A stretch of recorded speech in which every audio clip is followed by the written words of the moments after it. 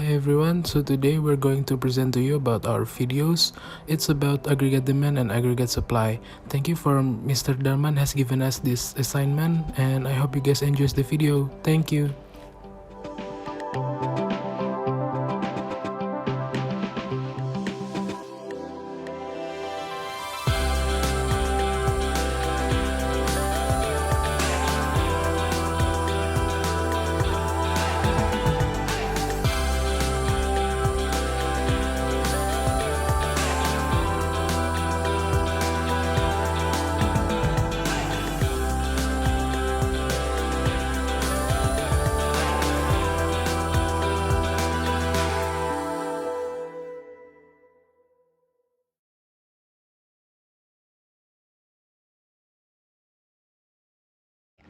So I'm going to explain to you about aggregate demand.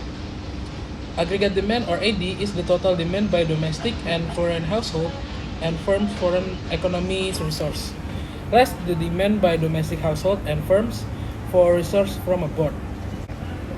Aggregate demand consists of the amount household plan to spend on goods or C, plus planned spending on capital investment or I, plus government spending or G, and plus export or X minus imports or M from abroad.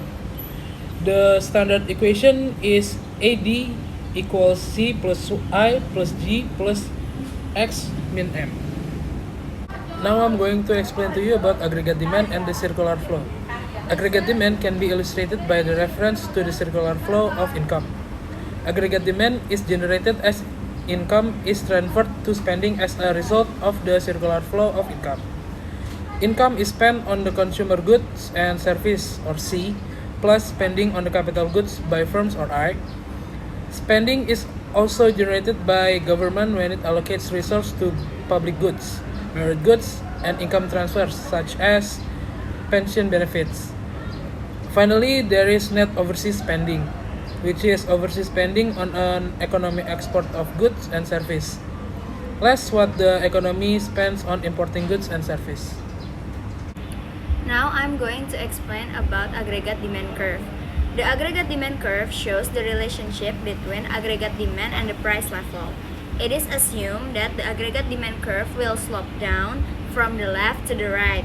This is because all the components of aggregate demands except imports are inversely related to the price level. For convenience, the aggregate demand curve is normally drawn as a straight line.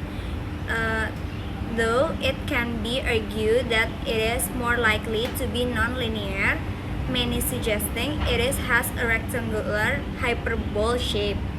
It is also claimed that the downward slope of the aggregate demand curve reflects normal macroeconomics condition, and that is in a deep recession, the aggregate demand curve could become vertical. The aggregate demand curve slopes down because the components of aggregate demand are inversely related to the price level. Price change has a number of important effects on aggregate behavior of households and firms.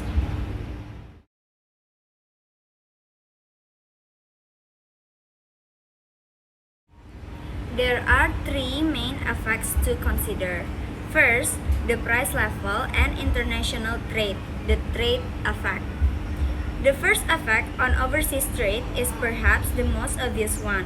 A rise in domestic price makes export less competitive and imports more competitive.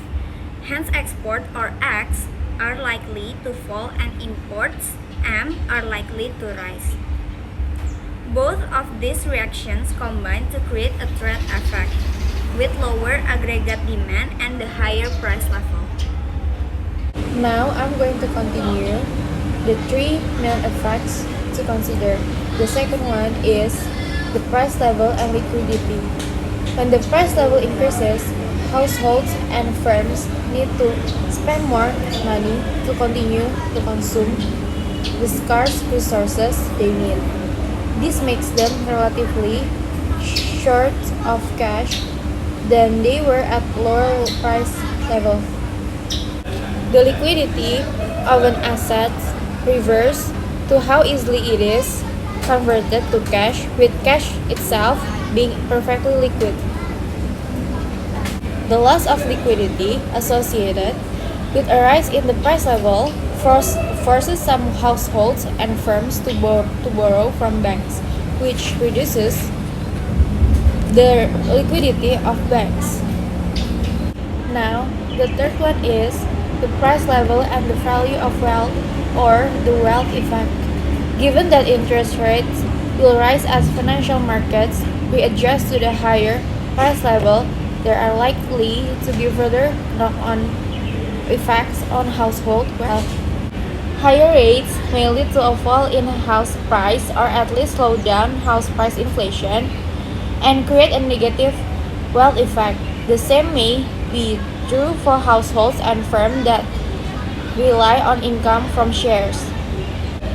Rising interest rates tend to reduce corporate profits and reduce shares values, again creating a negative wealth effect. A lower price level will of course have the reverse effect, that is to create a positive wealth effect on AD. Now I'm going to explain the definition of aggregate supply.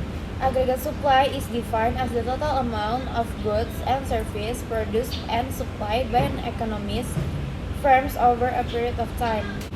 It includes the supply of a number of types of goods and services, including private consumer goods, capital goods, public and merit goods, and goods for overseas markets. Now I'm going to explain components of aggregate supply. First, consumer goods. Private consumer goods and services such as motor vehicles, computers, clothes, and entertainment are supplied by the private sector and consumed by households. For a developed economy, this is the single largest component of aggregate supply.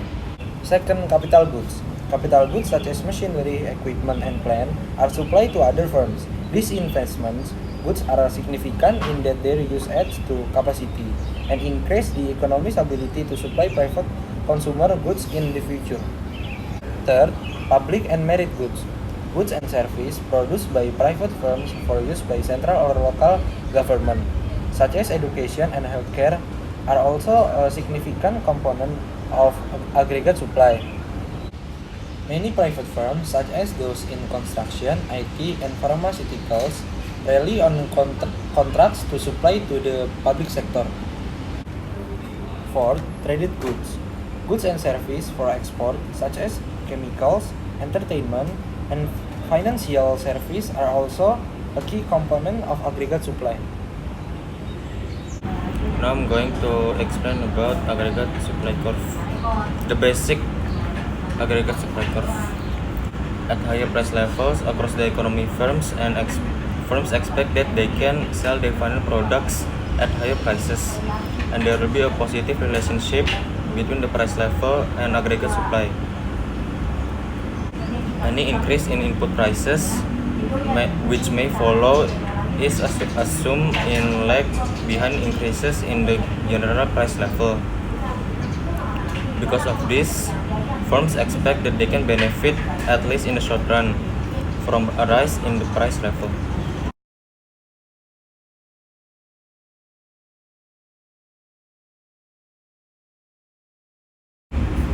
Now I'm going to explain about the classical view. The classical view of real output was that it was fixed at a particular level. At this level, all the factors of production in the company will be fully employed. Change in aggregate demand will only bring about change in price level, not the real level of real output.